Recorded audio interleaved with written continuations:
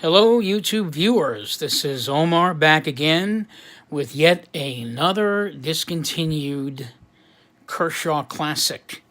Today we're going to be looking at the Kershaw Overdrive 1 and 2. That's what these knives are. I'm going to explain why they're called the Kershaw Overdrives. This knife was designed by Lee Williams, same gentleman that designed the Kershaw Energy knives that I did in my last video. And again, this is a twin collection, a twin pair, a big one and a small one. There was a period when Kershaw did a lot of these, so I felt it was important to get the larger version and the smaller version. It was just something that Kershaw was doing in the early 2000s. They would release a large version of the knife and then a small version of the knife. Probably for good marketing purposes. Again, they come in the silver boxes. However, I must say that this is not the original box for this knife. The Kershaw Overdrive 2, the smaller version. This knife actually came in the red boxes, and I actually lost the red box. So, unfortunately, I had to, I found this particular box in my collection. It, didn't have a knife, so I attached this box to the knife, and I created a label on there. So that's not the original box.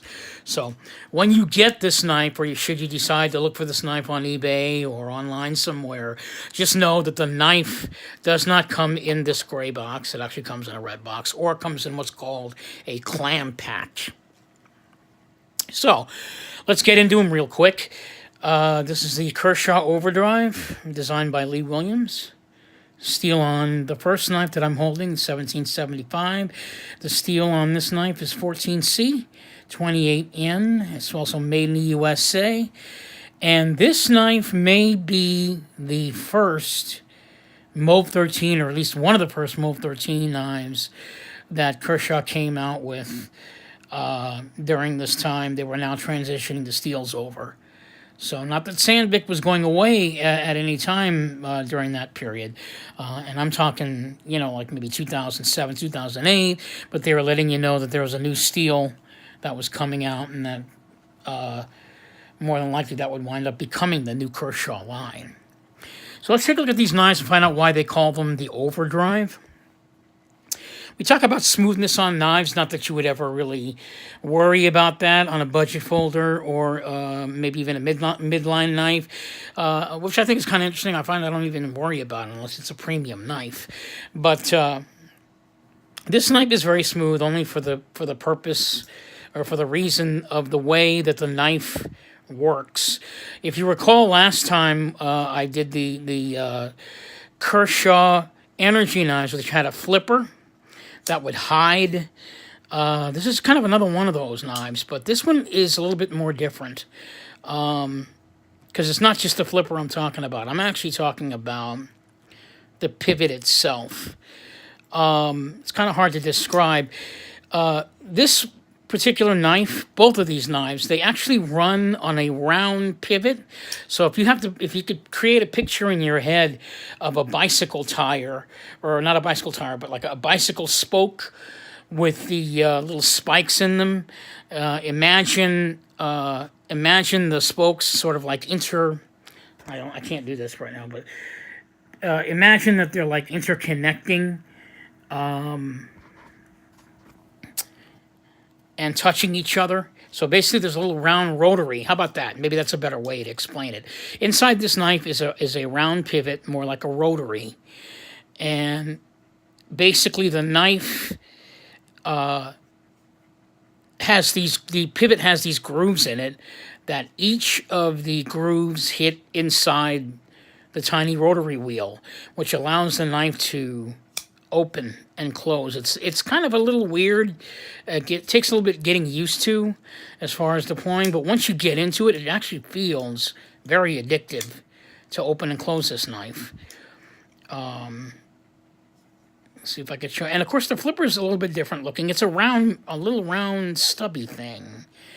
And when you press it, the knife completely hides inside. The flipper completely hides in there, and the knife juts out.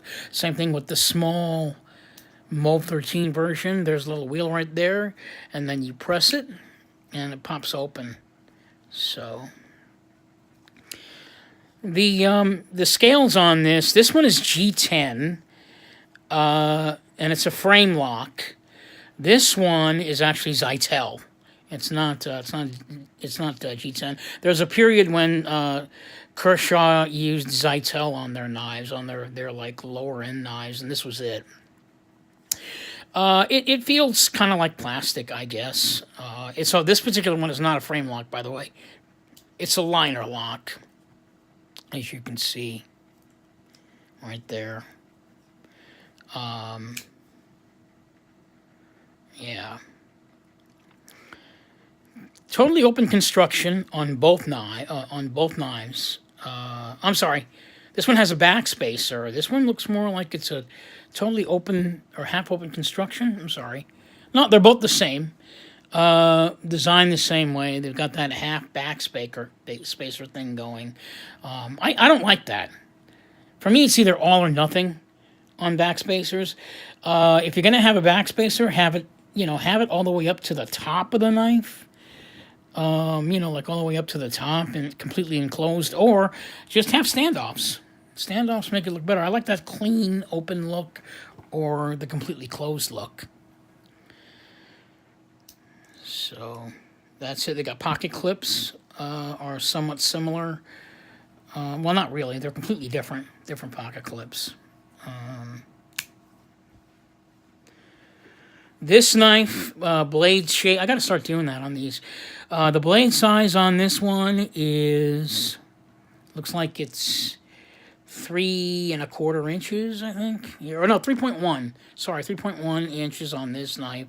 And this one is like 2.5 inches on this knife. So, again, this is Sandvik steel. 14C28N, and this is HCR MOF 13, which is the steel that they started to use around this time. So that's it, the Kershaw Overdrive. Check it out if you can, if you find it somewhere, maybe online.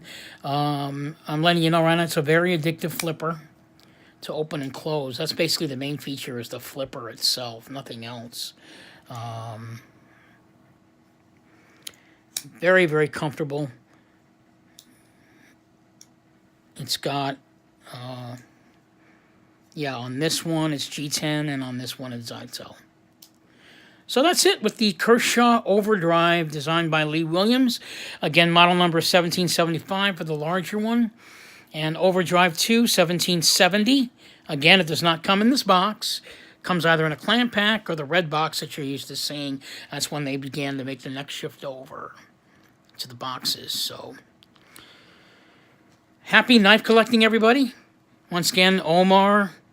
And if you like my channel, please subscribe to it. Right now, I've only got one subscriber. But I'm real glad to have him. That's the Knife Beater. You want to check out his channel.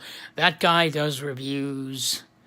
I guess it looks like he does reviews like at least 3 times a week.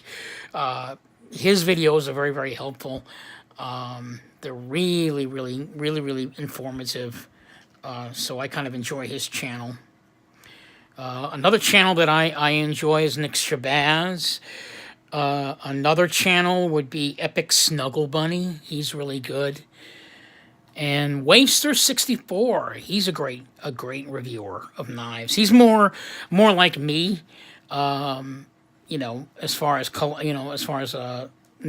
collecting knives and everything. He's got quite a nice collection himself. It's Waster64. So check out any of those channels. And again, my name is Omar. Mine is the Knife Shark. Knife Shark is the name of my channel. So, Omar the Knife Shark. And that's it. Until next time, until I see you, I will have another Kershaw discontinued review. Over and out, and happy knife collecting, guys. Catch you later.